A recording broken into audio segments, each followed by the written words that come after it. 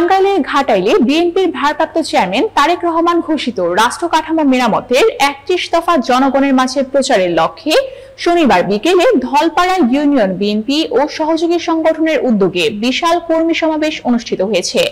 ঘাটাইল প্রতিনিধি মোহাম্মদ শফিকুল ইসলাম জানান, সমাবেশে সভাপতিত্ব করেন ধলপাড়া ইউনিয়ন বিএনপির সাবেক আহ্বায়ক মোহাম্মদ ফরিদ আহমেদ। প্রধান অতিথি হিসেবে ছিলেন সাবেক মন্ত্রী ও বিএনপি চেয়ারপারসনের উপদেষ্টা বীর মুক্তিযোদ্ধা মোহাম্মদ লুৎফুর রহমান খান আজাদ। সভার প্রধান বক্তা হিসেবে বক্তব্য রাখেন বিএনপির জাতীয় নির্বাহী কমিটির সদস্য মোহাম্মদ মাইনুল ইসলাম।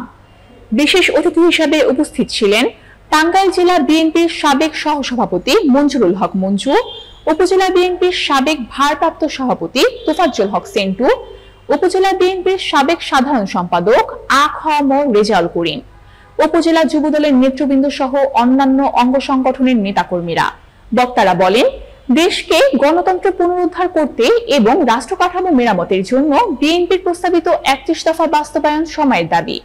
তারা জনগণকে ঐক্যবদ্ধ হয়ে স্বতঃস্ফূর্তভাবে অংশগ্রহণের জন্য আহ্বান জানান। আমাদের গর্বের স্থান, পৃথিবীতে বিরল।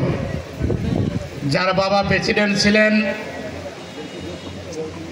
সামরিক প্রধান ছিলেন, যার মা প্রধানমন্ত্রী ছিলেন, এরকম নেতা পৃথিবীতে কেউ হতে পারে নাই। তিনি আমাদের গর্ব। শহীদ প্রেসিডেন্ট জিয়াউর রহমানের জ্যেষ্ঠ সন্তান জনাব তারেক রহমান আমাদের মাত্র বক্তব্য দিয়ে গেলেন। আমাদের ঘাটালের কৃতি সন্তান, তাকে আমরা ভালোবাসি। যেমন আমাদের প্রিয় নেত্রী দেশনেত্রী বেগম খালেদা জিয়া ত্যাগ করেছেন, এগুলি আমাদের ঠিক থাকতে হবে।